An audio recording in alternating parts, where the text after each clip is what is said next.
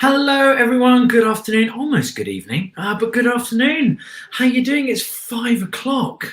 That means somebody's drinking wine somewhere in the world, and it's not me. But it will be, I guarantee it. Hi. Maybe this is your first session of the day. Welcome.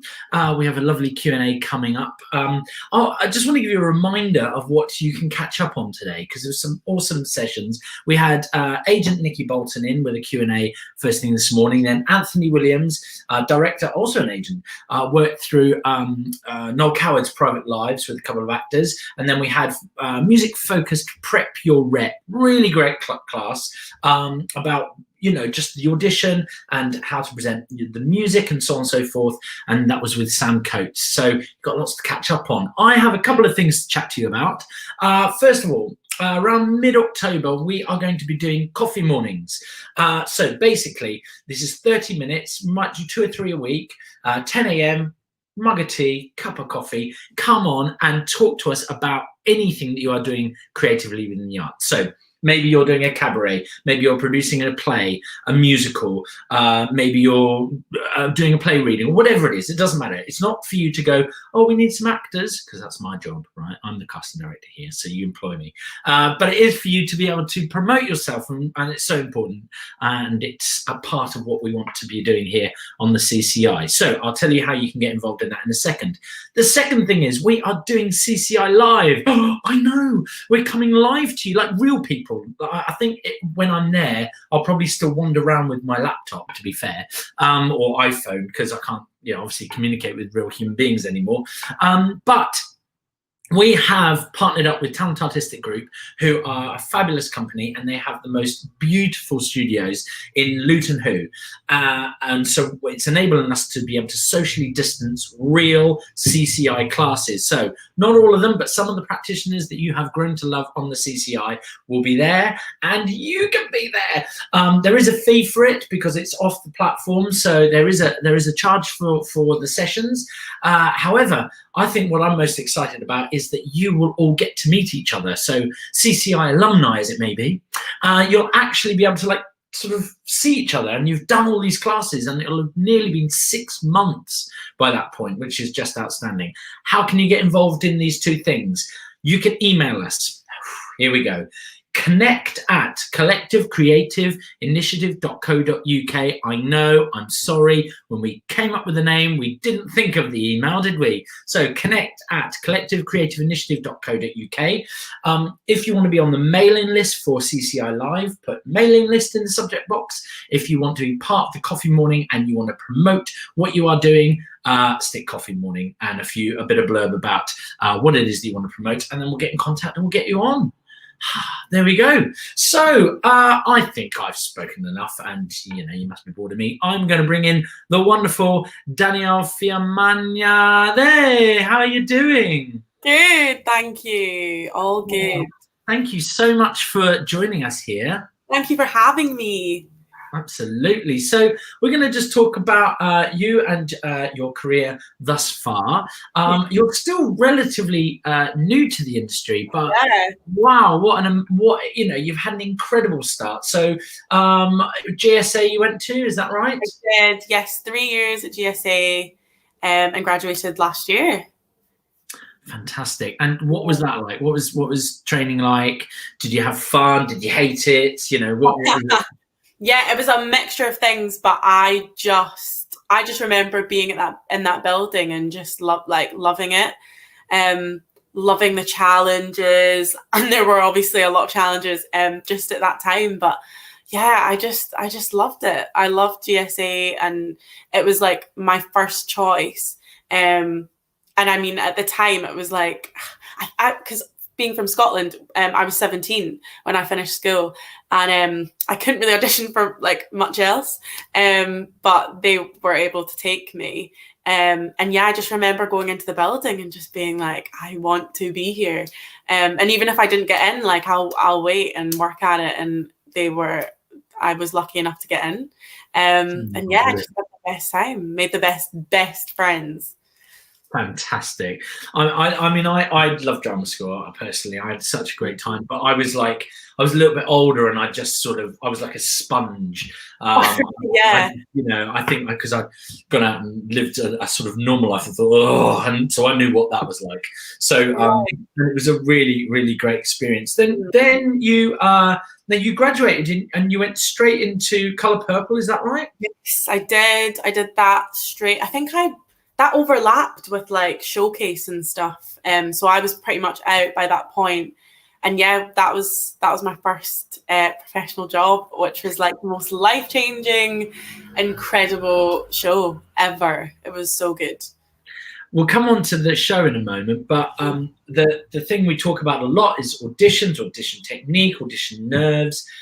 What was it like? Because I remember, again, when I was at drama school, I left slightly early. I got a show that I did. It was only a small production, but I left slightly earlier.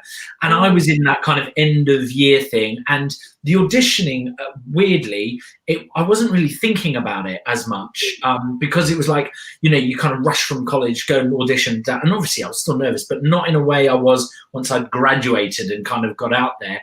What was it like for you? So you're obviously doing your end of show, your showcase and all that. What was it like? Yeah, so like I think when we did our shows, I mean, I did my kind of showcasing role. I did 9 to 5, and that was in November. So I had this, because I did that early on, I think for me, I was able to just sink in a bit more, just, being in that sort of world. Because as soon as third year came, we were like, it was go, go, go. Everyone, I mean, we were hardly in, like we were all missing singing lessons and stuff because we were meeting people and meeting agents and auditioning and whatnot. But something about it, like you just get on, you just do what you have to do. And it just got to that point where, you had an email, cool, I'll do this, need to prepare. That's what I trained for. So I have to give it my best shot. And I remember my Colour Purple audition so well. And I actually what happened? Oh yeah, the dates for it, I was like, I wasn't sure if I could do it because I actually booked Juliet first. So I was like, I'm not sure if I can actually do it, but it was just that kind of thing. I'm just going to go into the room and see what happens and just do it for the enjoyment of it, I guess. Like, I love this musical, and what an amazing experience to just be in that room with like the creatives that were on board. And yeah, I loved being in the room. It was such a warm energy, and I really remember like being really fond of that audition and just comfortable. And yeah, just doing like what I had like trained to do, Yeah. And I guess you always I always have that, I guess, that fear. You just do. But yeah, always leading with just like enjoyment, and this is who I am, this is me, and that's all you can do, So, I mean, auditions, they are literally like, as everyone say, as performers, they're like, oh God, and I was an actor, and I never got any easier. And then when to casting, obviously we try and create the safest, warmest space we possibly can for auditions. And, there was one bit of advice that I wish somebody had said to me, was that the panel want you to be good. We want you to be successful. So do you feel that is something you feel confident about in terms of like, because you seem like you've got yourself pretty much together. I'm me, so I'm either going to be right or wrong. But is that something you go in and just think, well, they want me to be here, right? Yeah, 100%. And I think it's just like either that, or, you're kind of just riddled with this like fear and just constant like, I'm not worthy enough of being in this room. I shouldn't be here. And I, whatever as that sounds, just energy. I think that just can read. And yeah, if you want to, be giving an energy off that, yeah, you're okay being yourself, and not everyone's going to like you all the time. And that's what I'm learning. That's just never going to happen. So as soon as you just like, let that go, you just set yourself free a bit. And yeah, it's just that making that, choice. I could just be me, and anyone can accept it, take it or leave it. I love to do what I love to do, or I'm just going to be riddled in fear, and I just rather the other way. I just rather pick the other one. And and you know, whatever comes from that comes from that. Not everything happens all the time, but that's okay, because that's what we're all doing at the end of the day, I guess. We say a lot, it's not, you can't be right for every show.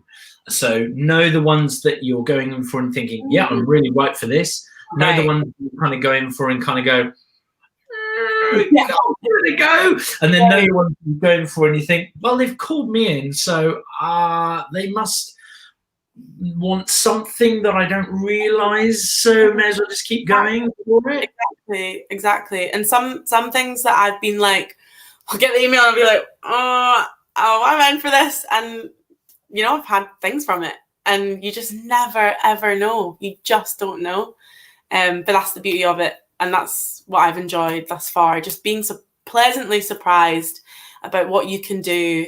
And like what, you know, people see things in you. Like everyone's different, but we've all got our own, you know, special thing about us, and that's what's great. And sometimes people see that and they want you on board, and you're like, oh my goodness, this is crazy. But yeah, that's the exciting thing. Wonderful. I'm just going to say, you'll see people are asking questions. So if you're new to CCI and you want to ask a question, if you're a subscriber, you can find the comments section and you can add those questions in, and we'll come to those in a minute. But don't hold those towards the end, because there is a slight delay from when you press return to when we get them. So I want to make sure that we don't miss anything there. Okay, so Danielle, you get an audition through. Yeah. What is your process from, let's say you've got a week, okay, for your audition. So Ellie calls you up and says, the lovely Ellie, Danielle, right, great, you're in a week's time. This is the audition date, and they want you to prepare this material. What is your process then, right up until you walk in that room? Yeah. I think always just like preparation, one. If I prepare as much as I can, and you know, you can only prepare as soon as I walk in the room, I'm like, I could only do what I did, you know, outside the room. But I just feel like if you maximize preparation, like as much as you can, then you're going to get so much more, you know, and what you do. So that's kind of my thing. I'll just prepare. If it's, I have a thing, like I love like just style. So like being specific to a style, and it's always like, that's always a challenge. It's never easy. Sometimes I get things through and I'm like, oh my God, I've never sung something like this. And then I'm like, okay, let's work on that. How am I going to approach this with my voice or whatnot? Engaging the, I guess the vibe of the piece, can't find the words, but you know, just gauging the vibe and the aura of the piece, and probably just like, honestly, like just as much preparation as I can. I'm quite a repetitive person, so yeah, I'll if it is a song, I'll just, you know, keep singing the song, or if it is lines and stuff, I'll prepare in that sense. But yeah, and then once I, you know, it's the day of, again, do what you can. I'll, you know, get ready for the day. I'll warm up my body or my voice. And you know what? Sometimes you just don't have that time. And that's when you just trust kicks in, you know, like I've trained, or, you know, I've done an audition prior to this that was, you know, similar, or, you know, that kind of memory will always like seep in. So yeah, but you don't always have the opportunity to have, you know, a long period of time. But if I do, then that's like a gift, right? But yeah, I would just say like preparation, and if you're right for it, you're totally right for it. And yeah. Part of your preparation, is that going to see a singing teacher or vocal coach with material and making sure you're making the right choices? Yeah, I think, yeah, if I'm getting material through, that's when I'm like, okay, we can be quite specific I can be more specific about this. And even, you know, if it's something period, or, you know, I got an audition through today. I got an audition through today for like something for TV, and it's, you know, a nurse, and I'm like, I'm probably gonna. We were watching Grey's Anatomy last night, and I'm like, I'm probably gonna watch an episode of that before, just to get the vibe and that's I enjoy doing that. Or if it is, just looking up different photos and just getting that energy and being inspired by that. So you're in that world. That's kind of part of my prep, I guess. Are you a patient person? So you've done your audition, or the worst is, so you get recalls and you get down to those finals and then you're waiting. How are you? What sort of person are you? Because I want that Band-Aid torn off. If it's a no, I don't care. I can move on. But the waiting game used to kill me. Yeah. Oh no, I let it go. I literally leave the room and I'm like, bye. And even if it's material, everything will leave my head and I'll be like, that's that, done. So I just kind of let it go, leave what I did in the room, and that's kind of it. Brilliant. So tell us a little bit about your family. So you're from Scotland, from Glasgow. Glasgow. Are you from a performing family? Is there mums and dads and uncles and aunts who are in the industry, or are you the first? Yeah. Well, I'm my mum and dad can't. I say that on this live, can't sing a note. But no, actually, so my big brother, he's quite musical, plays loads of instruments, dabbles in a lot of things, and does a bit of acting as well. And not really. As amongst everyone, my grandfather was a musician, and he's from Ghana. And when my dad was growing up, they had a choir and stuff, and my grandfather was self-taught musician.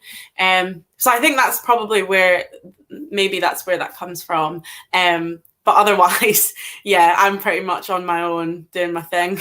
I bet your dad's sitting there going, I can sing. I know. So tell us about the stage debut award for Best Actress in a Musical. Yeah, that was just the most wicked night, and I remember getting the thing through and just being. I didn't even know that anyone was coming to see Colour Purple, and I just couldn't believe I had been recognised for doing that role. Because doing the whole contract, it was bliss, the experience and, being a part of the story. It was a dream. It was amazing. So you can't quite top, that. You can't, being around those kinds of people. So I just couldn't believe that, just to be recognized. It was just so amazing. And the night was incredible. And then to win, it was just crazy. It was just crazy. I was so chuffed. I was really chuffed. Wonderful. Now, you said you got Anne Juliet before you got the Colour Purple. Yeah. We just cast Rent with the wonderful Luke Shepherd. That's going on at Hope Mill. What was that like? Because he's horrible. He's horrible in the audition room. You're walking and he's cold and horrible. And it was great auditioning with him.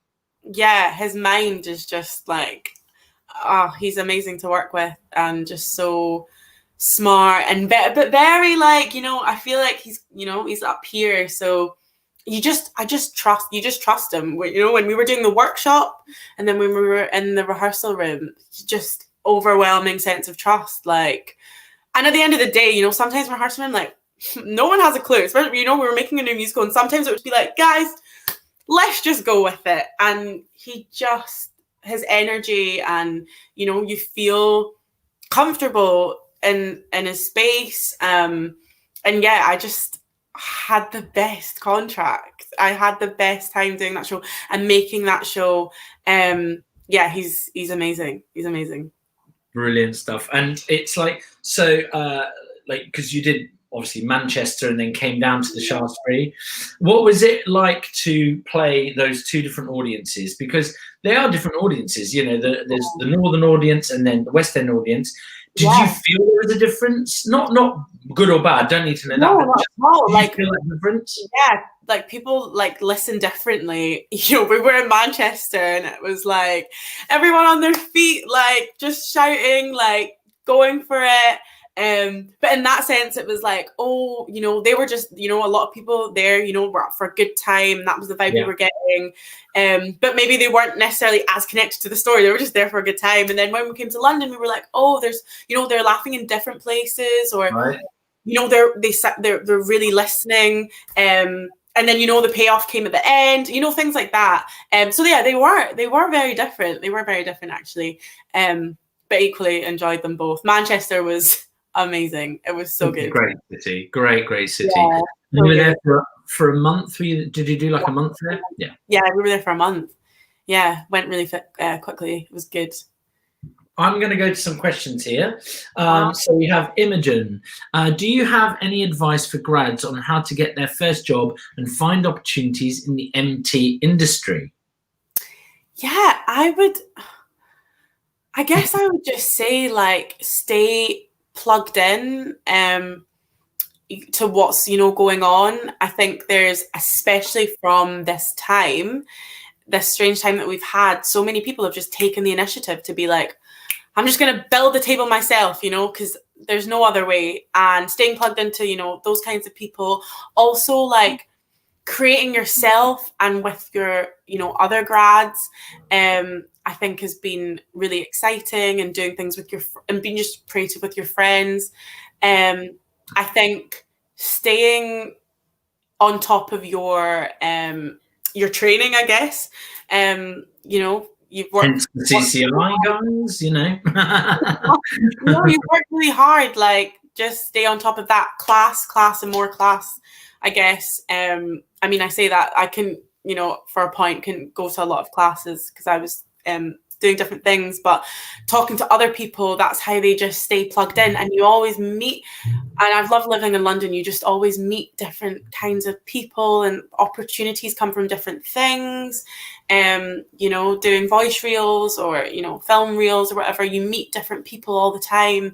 It's just staying plugged in and communicate to your fellows and stuff. We always, I think as grads, we always look like, oh, we have to be like on this, wave. But, as soon as you're in drama school and you say, I want to be an actor, like, I'm an actor, I'm in the industry. It's not like you're getting into somewhere. You are the industry. So yeah, I would just stay plugged in and, keep communicating, seeing what's out there, doing your research, and just staying on top of, your training.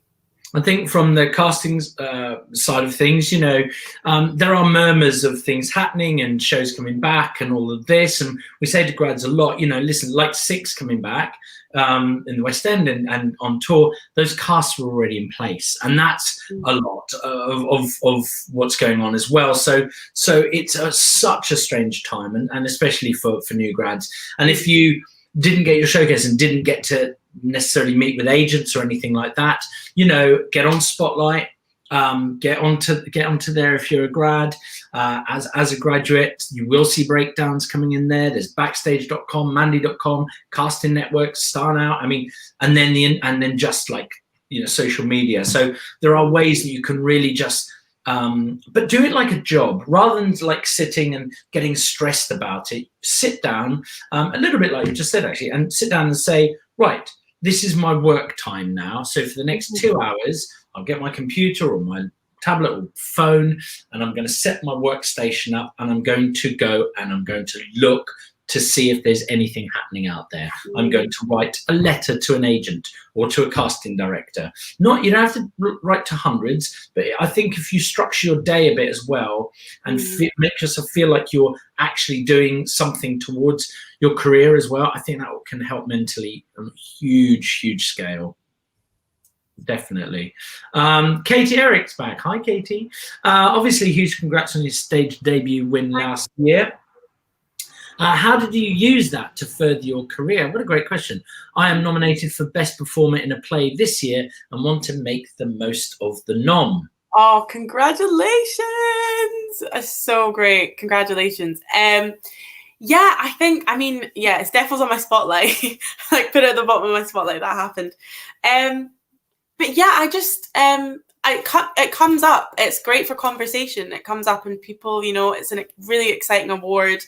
And to be nominated to be there that night, people want to talk about it because it's amazing and obviously so deserved. So yeah, don't be shy to just like, you know, talk about it. And you know what you were doing to be nominated for it. You know, that's kind of how I kind of use it. Just comes up in conversation. So yeah, and people are like, oh my God, yeah, great stuff. So yeah, I would just say, don't be shy to just, it's part of you, you earned it, and just be proud of it. And yeah, people recognize you for it, you know? I love that. Yeah, you just like, oh, hi, do you want a coffee? Sorry, best performer award. Oh, yeah, let's talk about that. So yeah, just just plant that one in. I love it. That's what I would do. Everywhere I can. What? Anywhere. Oh yeah, I didn't. Sorry, am I talking about me again? Oh dear. No, but it is great. You should use it like that, and definitely, and like if you write off to casting directors and put it in, it's a really important thing. You know, it's great to have been recognised that way. Nyara, have you found that your process for preparing to do a show each night? Have you found your process, depending on who you're on for, change? Oh, I see. Have you found that your process for preparing for a show each night, yeah, depending on who you're on for? So, like, if you're on for your cover or whatever it is, how do you? Yes, great question. Yeah. So, like, I covered Lady Capulet, which was like a featured ensemble track. So once I knew what was going on for that, it was very similar to like my ensemble track. So I had my ensemble track like backstage, getting ready vibe, like down. I knew what I was doing every day. And then my Juliet track, when I went on for that, was a lot different. Like the timings, I just wanted to be ready so much earlier. Even from, I got up that day, I was like, I want to, you know, get my body warm, get my voice warm. And then, you know, once it's set, it's set. So like my ensemble track for a year was like the same thing every day, which is quite monotonous, but yeah, it just how it has to be, really. And yeah, I guess it didn't change, you know, every day, but once I had went on for that kind of thing, it was kind of set. Yeah. Let's talk about, I understudied a few times, and the first time I understudied, I was on the West End, and I got a call, and they were like, "Hi, we need you to come in a little earlier today." I was like, "Right, yeah, you're on for," and I was like, I mean, literally the stomach, and I hadn't rehearsed maybe 3/4 of the piece. So I knew it, but I had to then go and block it and learn like to ride a motorcycle and slide down a ladder and do all this crazy stuff. What, like, so tell us about, was somebody on holiday and then quick, and did you get any sense that it might happen? What was it like when you got that call? Yeah, that week, I went on the week before theatre shut. So that week, a lot of casts were ill. Like, I don't know what with, but for some reason we were all dropping like flies. I'd actually had like a bit of a like foot injury like the week before. So I was only off for like a couple of days, but I was trying to just like keep pushing through. And then, yeah, I like that week I came back and, you know, like a lot of people were ill. And yeah, I was like, okay. I was a bit like in my head, I was like, okay, something could happen here, because I hadn't been on for Juliet yet. And you know, it was the kind of the lead as well, and Grace's first cover. And I just remember the Wednesday, I had actually booked in a singing lesson that morning. I was going for a singing lesson, and then I had a show in the evening, and I remember getting a text message from someone in the cast being like, Danielle, I've finished my singing lesson, and they were like, Danielle, I'm so excited for you tonight. So sorry I can't be there. And I was like, what? And I was in the middle of King's Cross station, and I was like, oh my days, what's going on? Then some messages started coming through, and I hadn't heard anything. And then I was like, you know what, I'm just gonna like, it was afternoon, I was like, you know what, I'm just gonna head towards the Shaftsbury in case something's going down. And I literally got out of the train station, out of the tube station, on the other end of Holborn, and I got a phone call just being like, I'm going to need a Juliet from you tonight. And I just remember being like, I was about to cross the road, and it is a like overwhelming like experience, and you just dream about that moment. And I just remember like just shouting like in the middle, just being like, oh my God, okay, this is happening, and just heading towards Shaftsbury. And then and we just started, like Anna Fox, assistant director, she was doing all of our cover stuff. Oh, and she was just wicked. We just went through the whole show, went through the whole blocking one last time, and and then was just on that night. Incredible. It is it's an outstanding feeling, and absolutely. Man. So did you do that night, or were you on for a few nights, or what happened? Yeah, so I was on that night, that Wednesday, and then Thursday they actually had to cancel the show, unfortunately, because we just didn't have enough people. And then the Friday I got a phone call because I was like a bit unsure what's going on, and I got a phone call being like, I'm going to need another Juliet from you tonight. I was like, great, no worries. By the way, it's the concert version. We're going to do a concert version. Right. I was like, oh my God. And I'd obviously been like, yeah, great, cool, let's do it. And I literally remember finishing the call and being like, oh my gosh, I have no idea what I've said yes to. Like, we're just going to do it. No one knew what this was going to be. And again, went to the Shaftsbury and was really, do you know what? I was really, really, really nervous about it, just because we'd never done it before. And what was it? Your like second or third time doing the role? That was my second time going on, and we just the experience was it was something else, and just we had like maybe an hour, 2 hours before. We kind of talked through what was going to go on stage, but like, I don't think anyone, I mean, as a cast, we were just like, okay, here we go. And that was so amazing about the cast. We're just very blessed, very tight cast. And I guess because we had kind of made the show, we just took ownership of it. And I just remember I was so nervous. And I just thought, you know what, this could, I'm so dramatic. I was just like, this could be the end. I was like, I don't know what's going to happen. And I just remember going onto that stage, and in many ways for me, it could have like topped the Wednesday, because it was outer body. Like, you just, being in the moment just took over, I think, all of us, and just took over my body. I made choices that I just don't know where they came from. And we just had the best time. So we did the concert that Friday, and then we did another 2 concert shows the Saturday.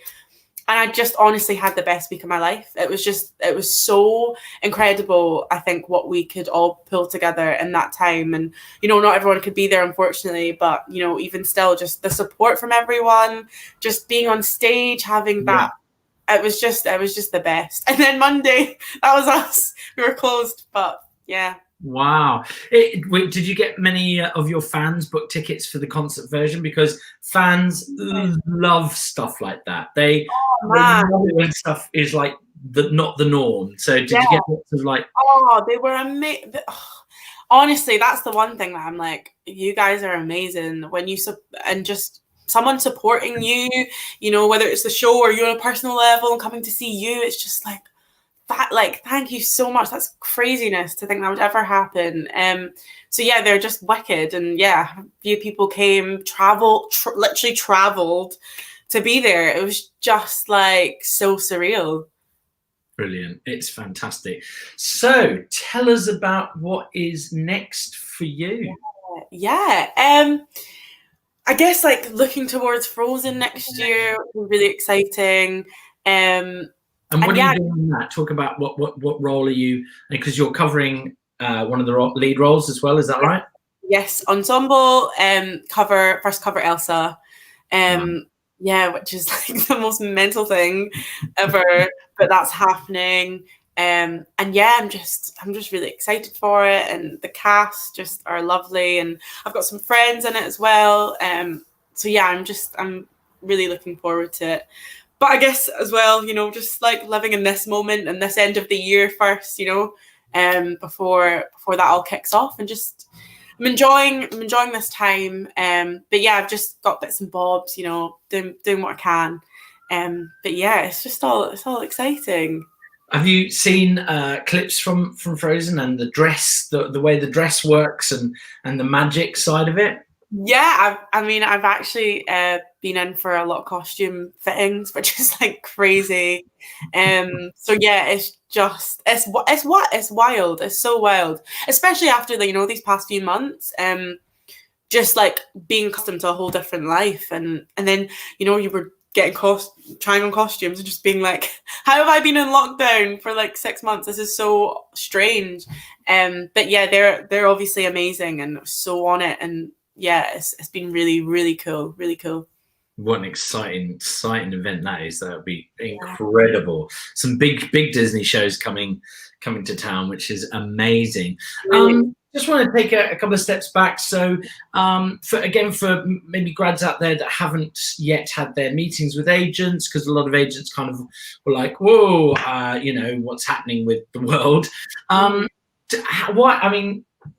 The wonderful Olivia Bell, great agency. What was it, the process for you when you went through meeting with agents, and what were the things that really stood out for you in terms of why you made your decision? Yes. Olivia Bell were the first agents I met. I met Ellie. She was the first one I met. And then, I proceeded to see a few more agents, and I didn't really enjoy that process. It was just so different and like so new and exciting.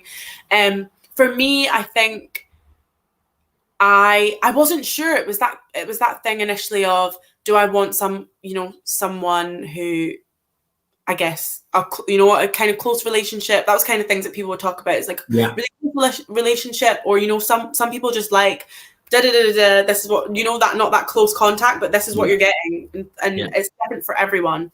So sometimes I'd be like, no, I want that one, or no, I want that one.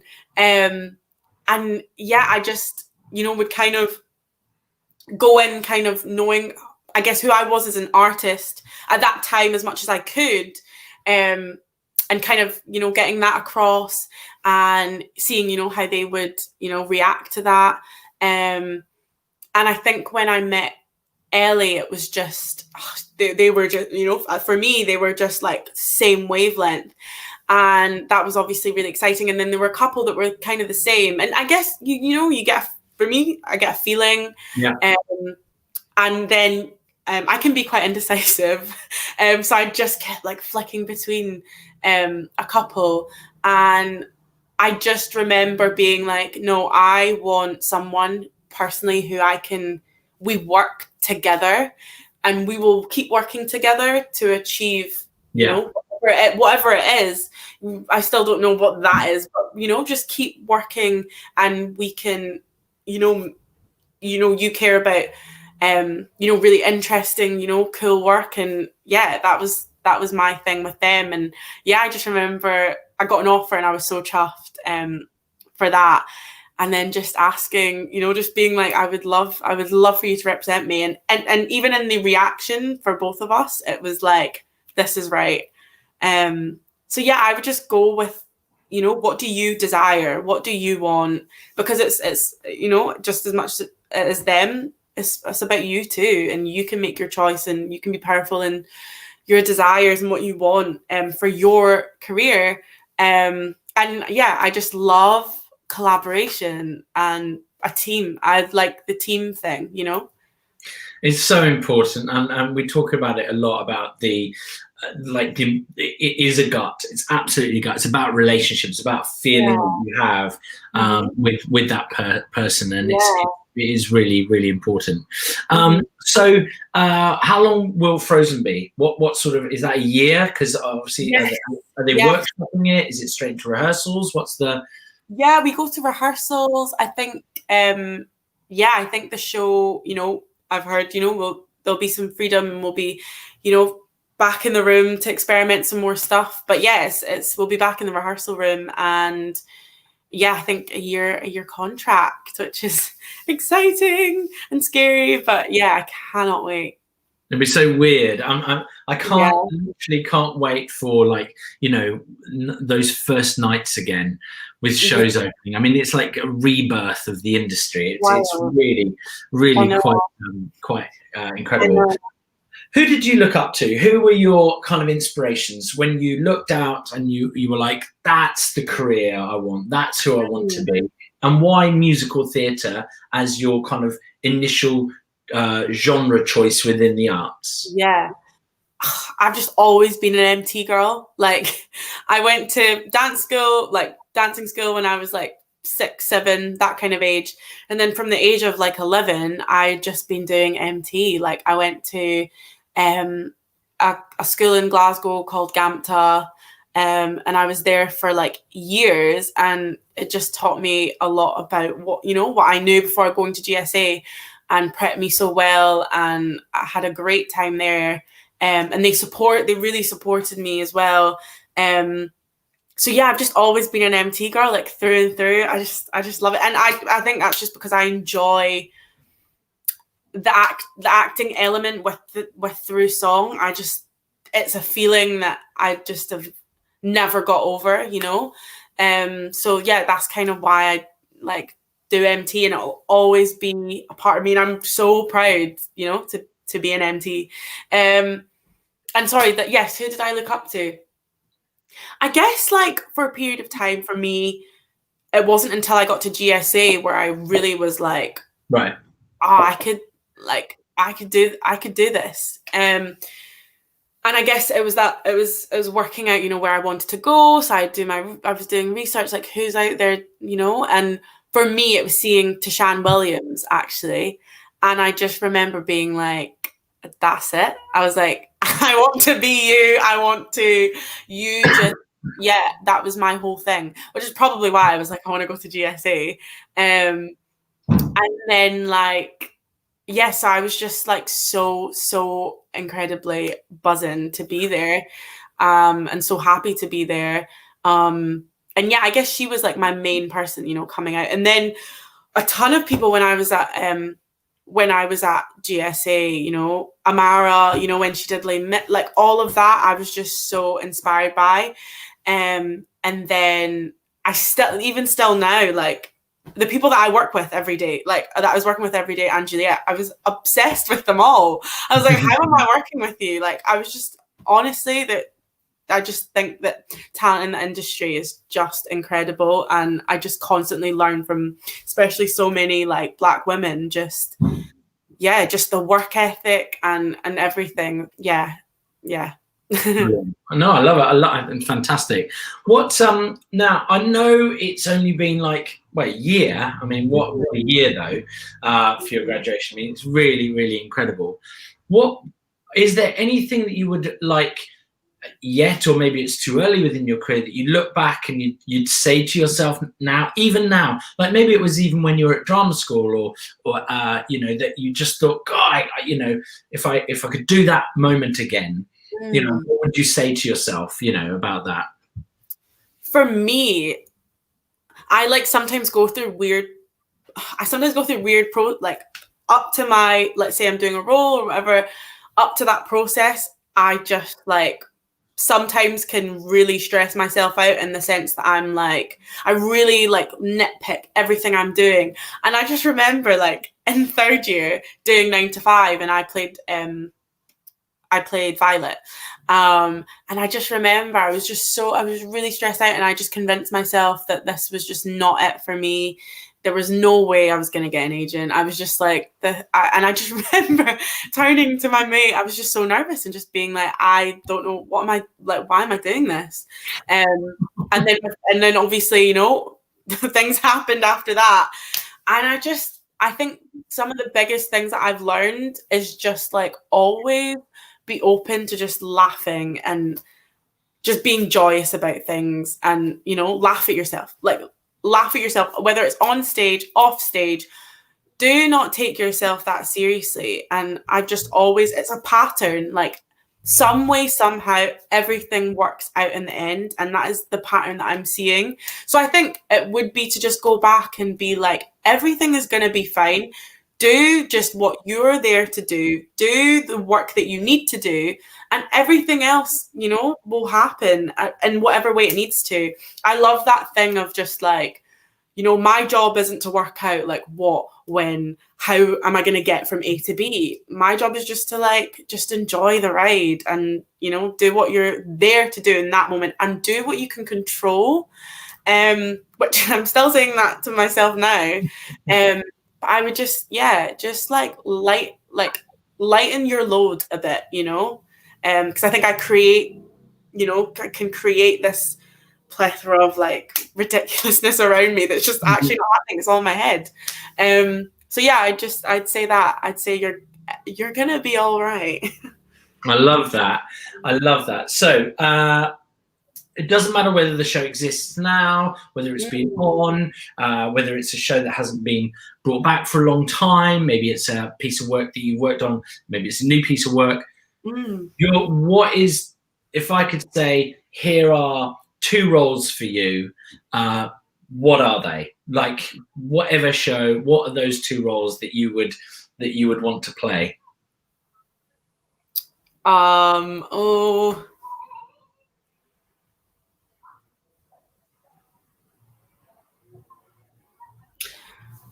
Maybe, I mean, this isn't even MT, but like I've got this thing about Macbeth. And I like really would love to do Macbeth one day, either Lady Macbeth or Macbeth, like one day. I don't know why. Whenever someone asks me that, I always think that, because I love Shakespeare. And I'm trying to think of like an MT show.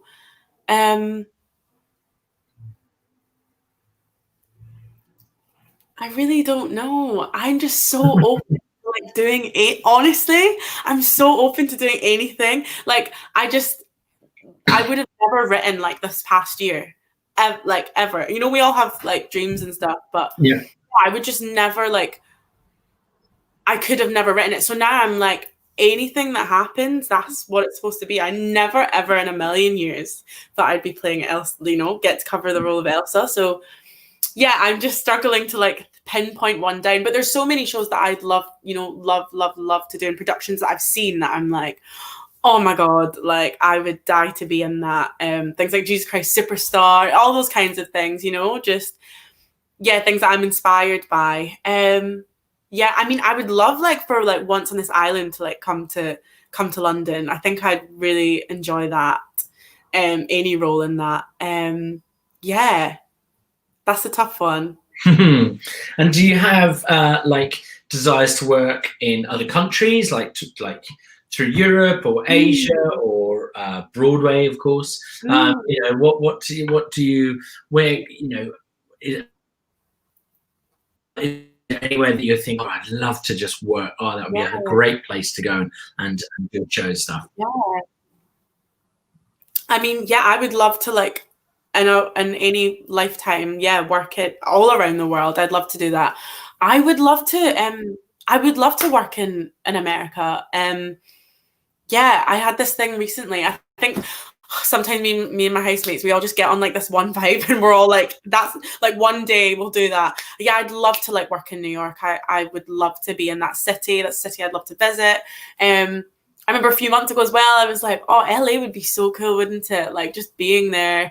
I always, you know, I'm from Glasgow, obviously. I've always said I would just love to like work in Glasgow as well at one point. That would be a dream. That was kind of one of the things I said early on as well to Ellie. Like I would just love to work in some of those theatres. Other than that, I can't really pinpoint one. But maybe America's a cool one. What have you been doing through lockdown to kind of keep yourself sane, as it may be, if any of us are really sane? You know, it's been like an incredible 6 months. The first 3 months were absolutely bonkers, the whole lockdown, and then sort of open up and then close down. You can do this, you can't do that. Like what things have you done to sort of keep yourself kind of going in the right place?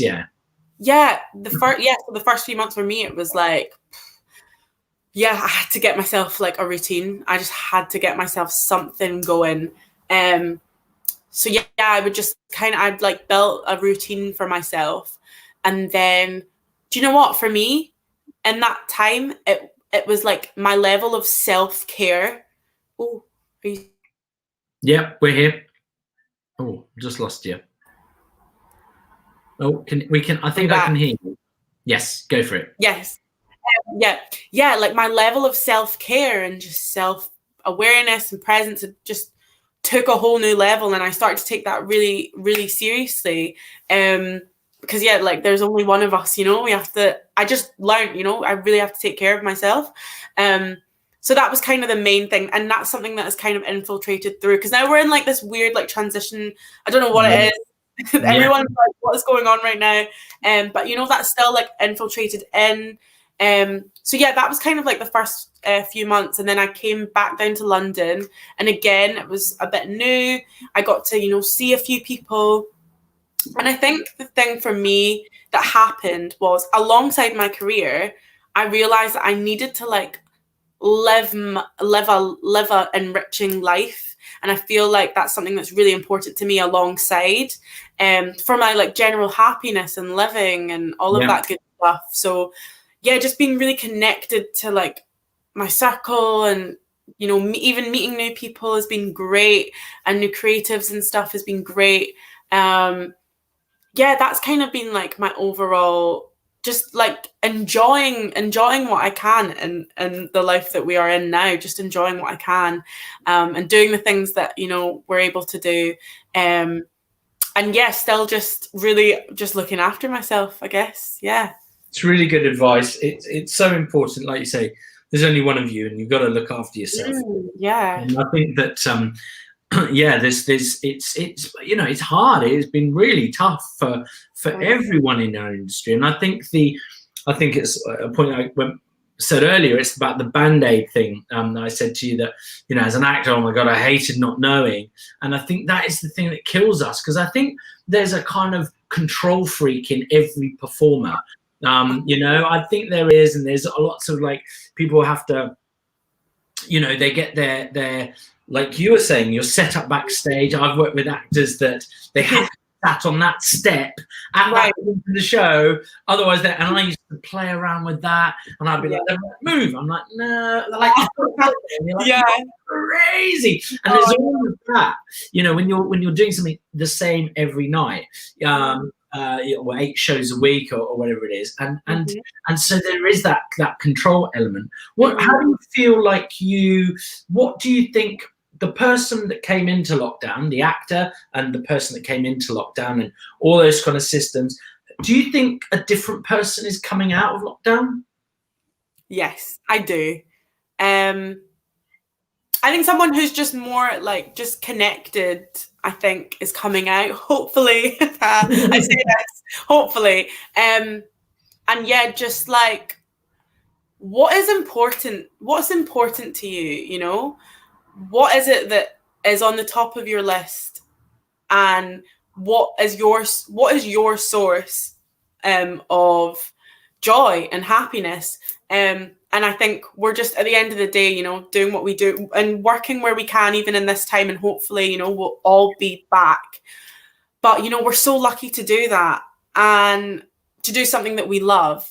And I just think this time has taught me, all the things will come. They happen, they come and go. They come, but they go. Mm-hmm. And they can go at any time, and they can come at any time. And that's what's happened. But alongside that, what is your actual source? What makes you, thrive? Is it getting a coffee every morning and making sure you get that coffee? Cool. Because I can, that's something I can control.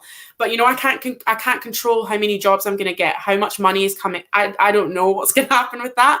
But if I've got my amazing mates, and I'm keeping connected to my family and all those things, those are the things that I've actually realized that's my source, which I think when you have that in your personal life and your their everyday life, it infiltrates into your how you work and your career, and it just adds that like stableness. It's just all combined. And I think I've always thought that like your experiences and how you live your life will always influence you as an actor. You know, you want to live so that you've got that experience, you know, to, if you get a script, you've oh, maybe I went through that emotion, maybe this happened, and you know, so that's what I've realized, just grown up a little bit, I guess, like you do, just each month.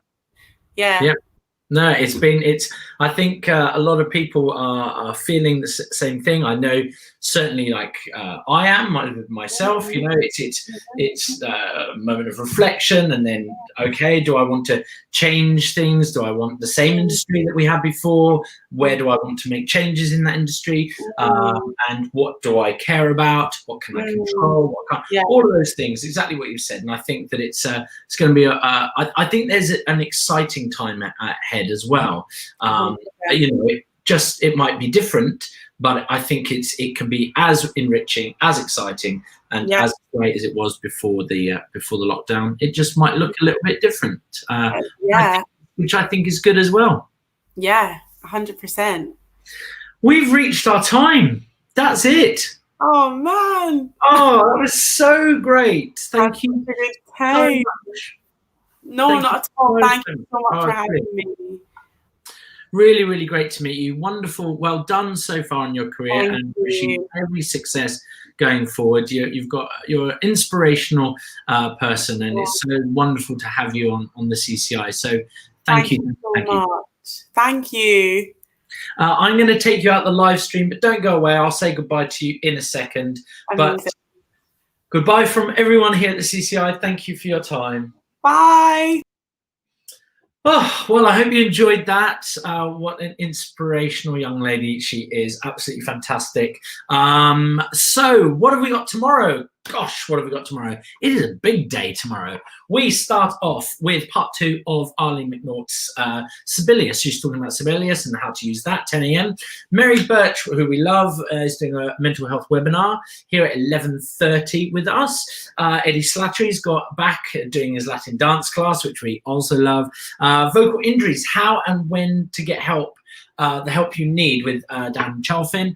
And then we finish off. The inspirational Sian Reeves is back with us, and she is with our monologue winner, and she will be working through scenes. So it's a big Friday. What a big one. So we look forward to seeing you all here tomorrow. Thank you once more to Danielle. Absolutely wonderful. And we will see you tomorrow